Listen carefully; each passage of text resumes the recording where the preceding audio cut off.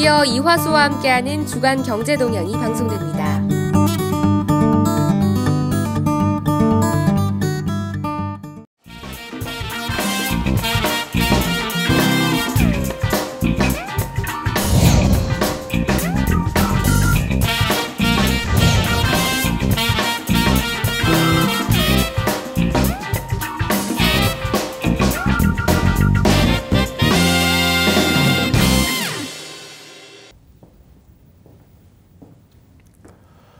안녕하십니까 KTV 시청자 여러분, 주간 경제동향의 이화수입니다.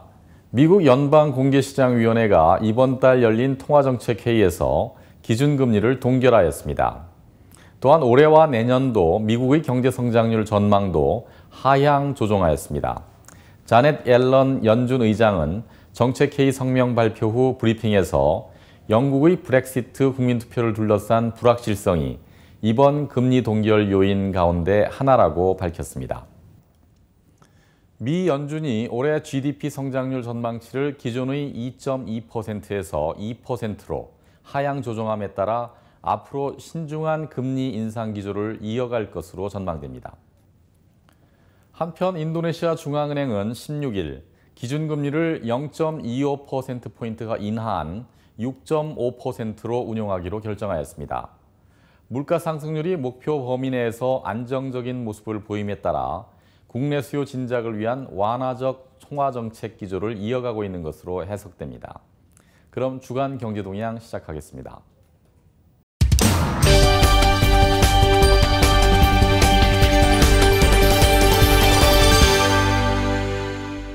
주간 경제 뉴스 중에 주목할 만한 소식을 되짚어보는 위클리 이코노스파 시간입니다. 다음 주 23일로 예정된 브렉시트, 즉 영국의 유럽연합 탈퇴 결정 국민투표를 앞두고 최근 몇 주 동안 영국에서는 브렉시트를 찬성하는 쪽과 반대하는 쪽이 팽팽히 맞서고 있습니다. 요약을 해보면 정서적으로는 EU를 탈퇴하고 싶지만 경제적 영향을 감안하면 탈퇴하지 않는 것이 낫다로 압축될 수 있을 것 같습니다. 영국 정부는 EU 탈퇴가 단기적으로는 영국 경제를 침체에 빠져들게 하여 50만 명이 넘는 실업자를 양산하고 집값과 파운드화 가치를 10%가 넘게 떨어뜨릴 수 있다고 전망하고 있습니다. 이코노미스트들과 IMF와 같은 기관들 사이에서도 브렉시트가 경제에 미칠 파급 효과에 대해서는 규모에 대하여는 이견이 있지만 EU 잔류시보다 영국의 경제가 나빠질 것이라는 것에 대해서는 컨센서스가 형성되어 있는 것으로 보입니다. 반면 EU 탈퇴론자들이 가장 주목하고 있는 주제는 이민자 문제입니다. EU 탈퇴 지지자들은 100만 명의 이민자 중 4분의 1이 매년 EU에서 영국으로 들어오며 이들이 공공의료와 교육 분야에 부담을 주고 있다고 말하고 있습니다. 그러나 이러한 숫자는 영국을 떠나는 EU 이민자들을 고려하지 않은 것이라고 합니다. 이 숫자를 고려할 경우 EU에서 영국으로 유입되는 순이민자 수는 영국이 수용하기로 한 비EU 이민자 숫자와 비슷한 18만 4천 명으로 감소되는 것으로 나타났습니다. 영국의 국립경제사회연구소가 지난달 실시한 연구에 따르면 EU로부터의 이민자들이 평균적인 영국인보다 연령이 낮기 때문에 의료 서비스나 연금을 필요로 하는 일이 적다고 합니다. 즉 공공서비스와 복지 부분에서 소비하는 것보다 더 많은 세금으로 공헌하고 있다는 것입니다. 또한 많은 회사들이 경제 성장을 위해서 이민자들이 필요하다고 말하고 있습니다. 즉 이민자 문제에 대하여도 경제적으로는 탈퇴를 하지 않는 것이 낫다는 것입니다. 과연 영국 국민들이 정서적 독자성 유지를 선택할 것인지 아니면 경제적 효과를 중시할 것인지는 다음 주 23일 국민투표를 통해 결정이 날 것으로 보입니다.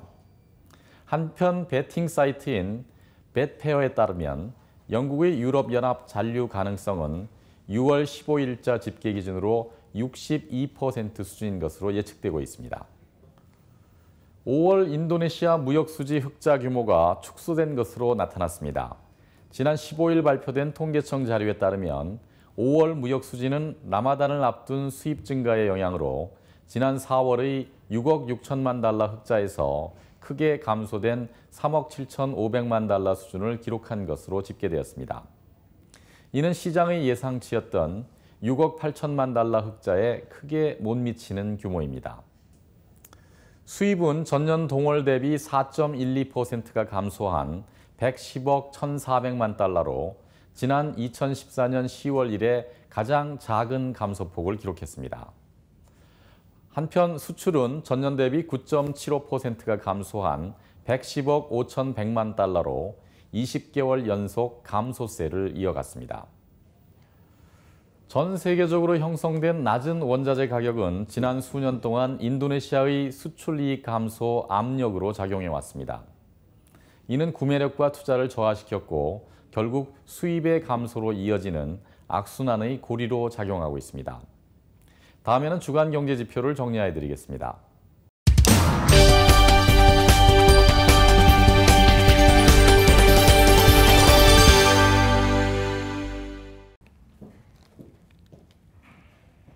한 주간의 주요한 경제 지표를 정리해드리는 주간 경제 지표 시간입니다. 먼저 환율 관련 소식부터 전해드리겠습니다. 루피아화 환율은 6월 16일 미달러당 13,365루피아로 종가 기준 전주 대비 105루피아 상승하면서 마감했습니다. 이번 주 미국과 일본 등 주요국 중앙은행의 금리 결정을 앞두고 아시아권 통화들의 약세가 이어진 가운데 주중반 발표된 지난달 인도네시아 무역수지 결과도 영향을 미친 것으로 나타났습니다. 원화 환율은 전주 대비 15.4원 상승한 1,171.4원으로 마감했습니다. 이 FOMC 이벤트 대기 모드와 영국의 유럽연합 탈퇴 우려에 따른 위험 회피 심리 확대로 달러와 강세 흐름이 이어진 가운데 1,170원대에 안착하는 모습을 보였습니다. 100루피아당 원화는 6월 16일 8.81원으로 전주 대비 0.05원 상승하면서 루피아 대비 원화의 상대적 약세를 반영했습니다. 다음은 채권과 주식시장 관련 정보입니다. 인도네시아 통화표시 10년물 국채는 6월 16일 7.66%로 마감하면서 전주 대비 0.02%포인트 상승했습니다. 금주 인도네시아 중앙은행의 통화정책회의를 앞두고 관망세가 이어지면서 보합거래서 등락하는 모습이었습니다. 종합주가지수는 6월 16일 4,814포인트로 전주 대비 62포인트 하락하면서 3주 연속 상승세로 마감했습니다. 이 거래량은 하루 4조 루피아에서 5조 9천억 루피아 수준을 기록했습니다. 지금까지 주간경제지표의 박예지였습니다.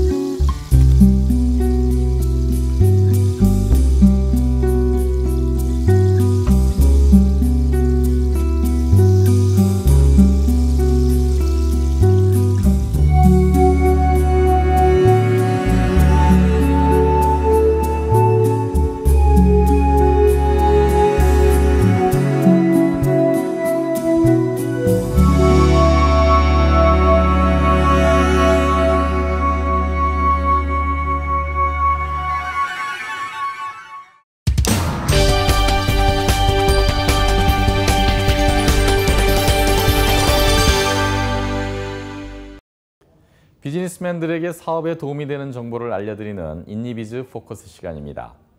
인도네시아 교통부는 최근 정부 예산이 삭감됨에 따라 자바 지역 내 추진 중인 철도 건설 프로젝트들이 연기될 것이라고 밝혔습니다. 프라세티오 철도 담당 국장은 정부 세수 부족분이 발생함에 따라 최초 교통부에 배정되었던 48조 4천억 루피아 중 3조 7천억 루피아의 예산 삭감이 불가피한 상황이라고 말했습니다. 이에 따라 자바 이외 지역에서 진행되고 있는 철도 건설을 계속 진행하기 위하여 자바 지역의 철도 건설은 연기될 것이라고 말하였습니다.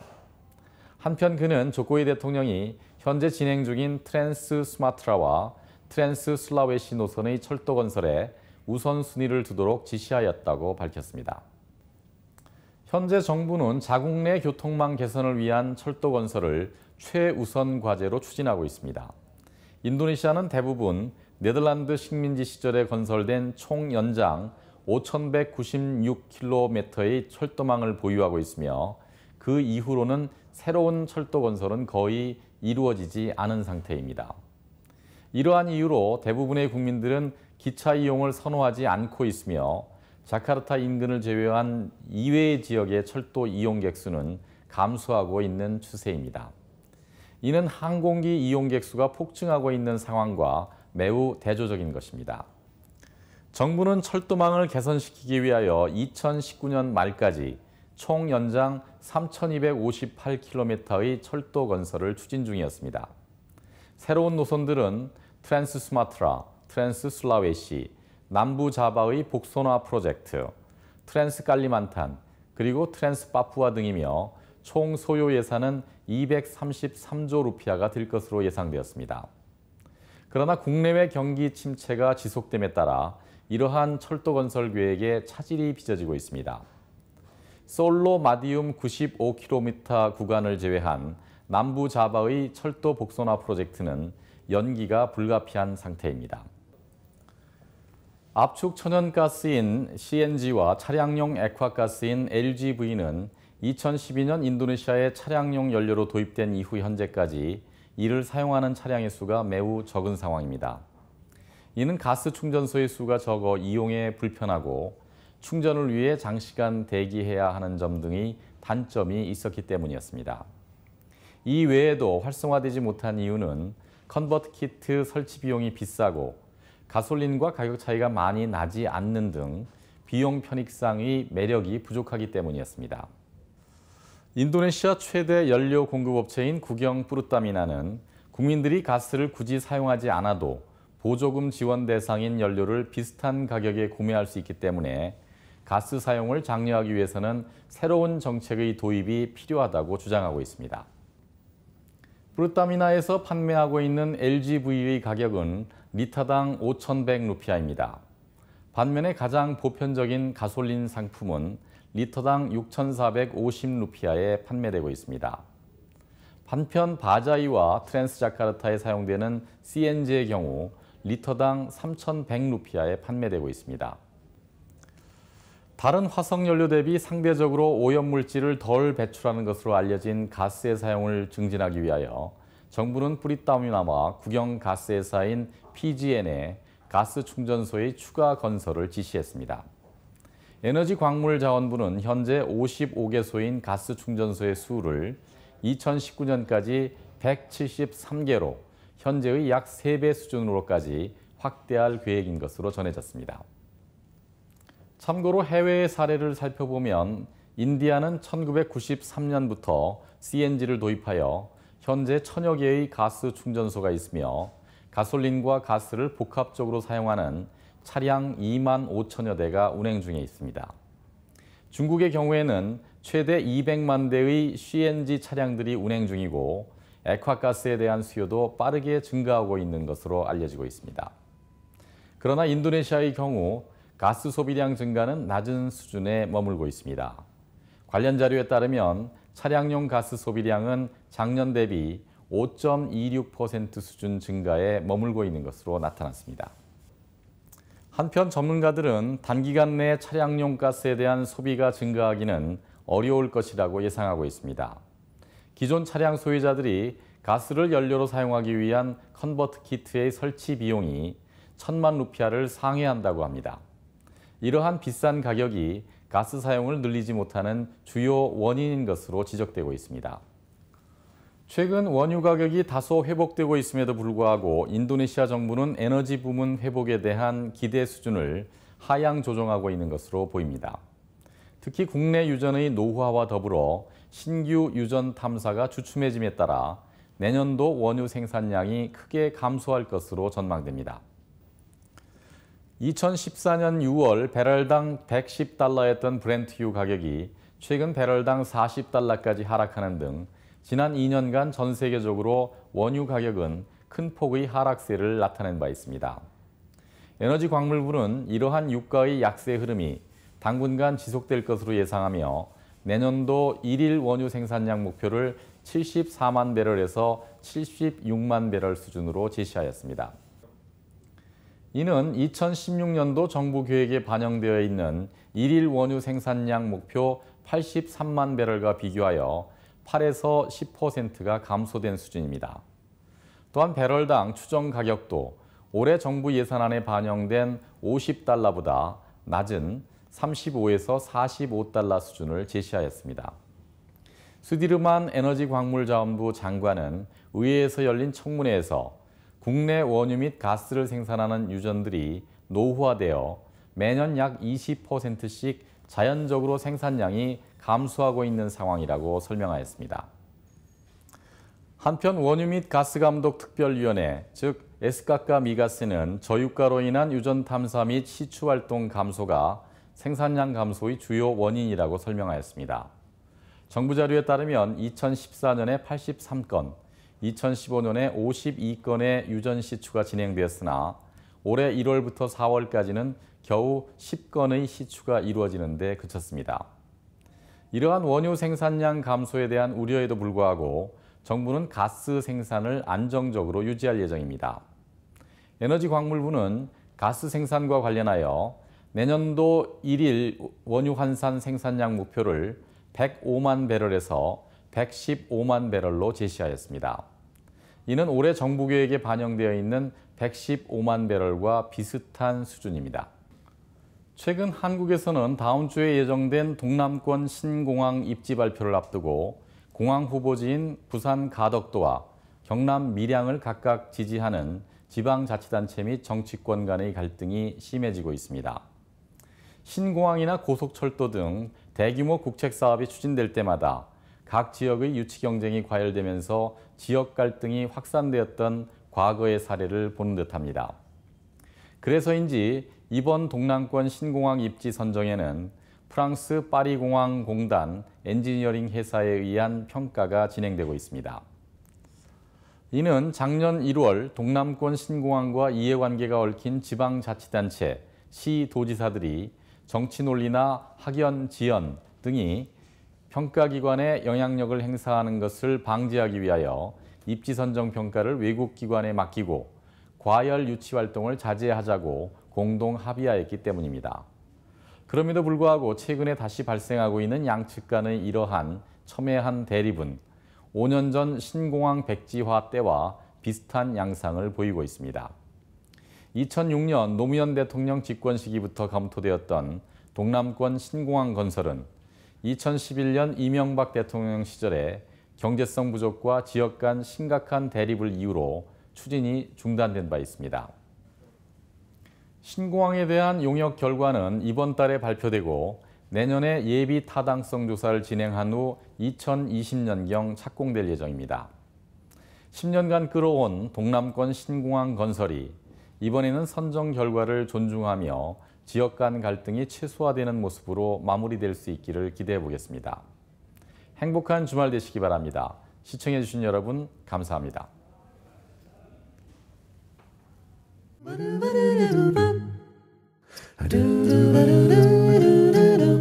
Do